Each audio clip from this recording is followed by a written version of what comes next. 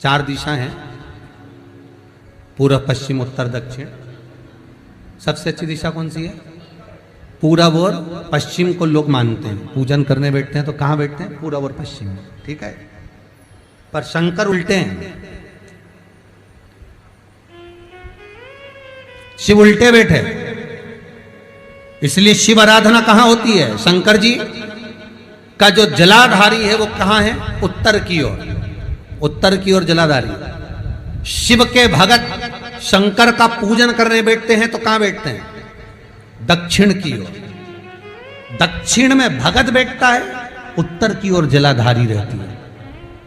महाराज देखिए कितनी विचित्र लीला है। पंडित जी आपको पूजन करने बिठाएंगे तो कहेंगे पूरा पश्चिम में बैठो, पंडित जी अगर बिठाएंगे तो कहे पूरा पश्चिम में बैठो। पर शंकर का अनुमोदन करने वाला, शिव का स्मरण करने वाला, शंकर की पूजन करने वाला, शंकर को जल चढ़ाने वाला, अगर वो पूरब में बैठकर चढ़ा रहा है, पश्चिम में बैठकर चढ़ा रहा है, उत्तर में बैठकर चढ़ा रहा है, उसका फल मात्र 25% है। और शंकर को अगर दक्षिण में बैठकर उत्तर की ओर मुख कर जल चढ़ा रहा है तो उसका पुण्य 1000% है महाराज। उसका पुण्य आनंद में प्राप्त हो जाता है, उसको कम नहीं हो सकता, वो बढ़ता,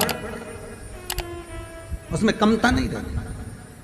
जैसे हमारे यहाँ झाड़ू की महत्वता कही, जो झाड़ू होती है, बुआरी होती है, जिस झाड़ू को अपन झाड़ते हैं, ये महाराज 3 जगह पर नहीं रखना चाहिए। कितनी जगह पे नहीं रखना है? 3 जगह। पहला, जिस कमरे में पति पत्नी दोनों सोते हो उस कमरे में झाड़ू कभी मत रखना, क्योंकि पति पत्नी में क्लेश बना ही रहेगा, आपस में प्रेम स्नेह नहीं रहेगा। जिस कक्ष में पति पत्नी सोते हो, रहते हो, उस कमरे में झाड़ू कभी नहीं होना चाहिए, बुआरी नहीं होना चाहिए। दूसरा, जिस कक्ष में, हॉल में लोग आकर बैठते हो और वहां कोई सोफा सेट लगा हो, कोई पलंग लगा हो, उस पलंग के नीचे, उस सोफे के नीचे झाड़ू नहीं होना चाहिए। सास और बहू का संबंध अच्छा नहीं रहता, विवाद होगा ही, ये पक्का है। तीसरा, अन्नपूर्णा का स्थान जहां पर भोजन बनता है, आप भोजन करते हो, रसोई घर में झाड़ू नहीं होना चाहिए।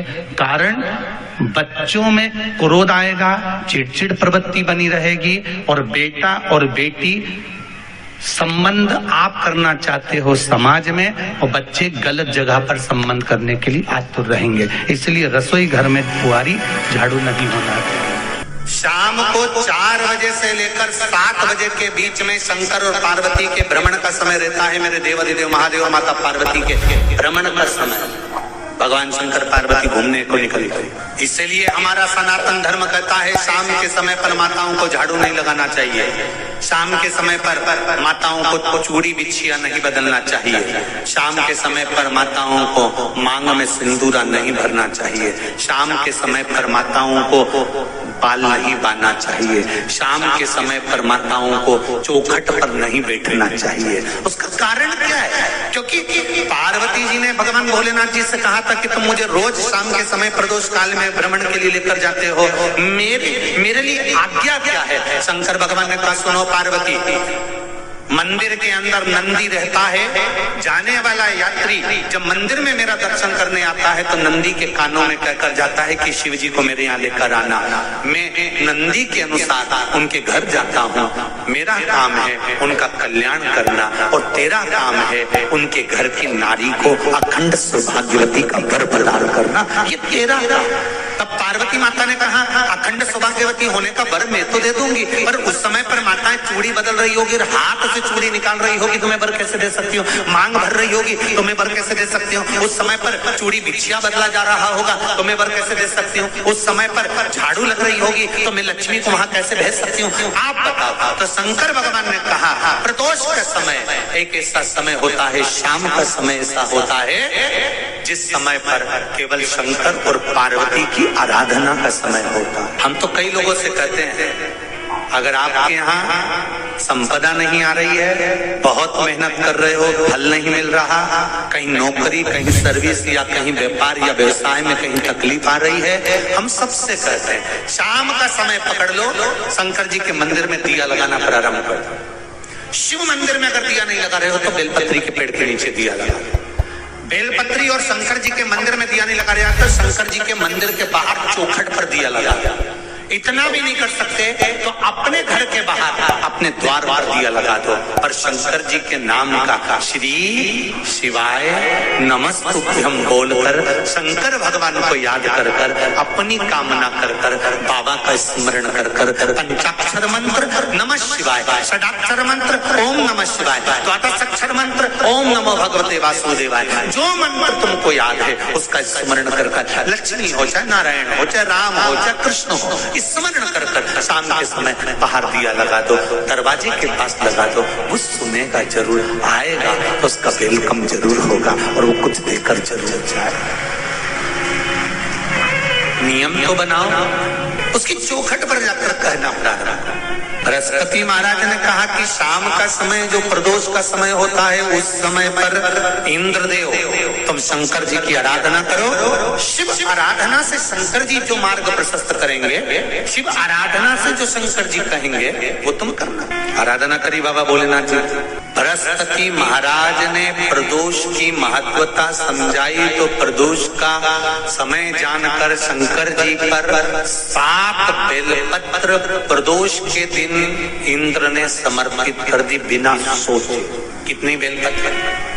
7। प्रदोष का व्रत करो चाहे ना करो, मंदिर में चढ़ी हुई बेलपत्र को उठा लो, बेलपत्र का ब्रह्म कमल बना लो।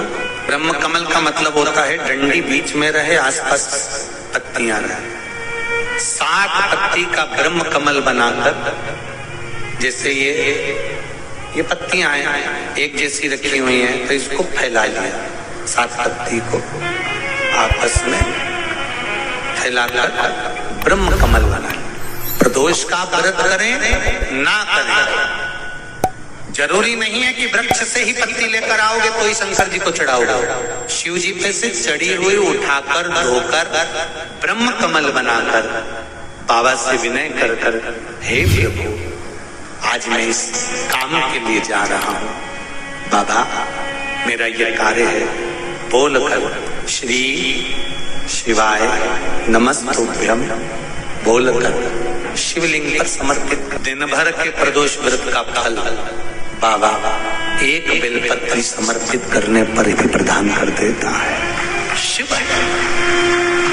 दरिद्रता देवी कहती है ये दरिद्रता और दुख कहां जाकर बैठेंगे, आप वर दीजिए।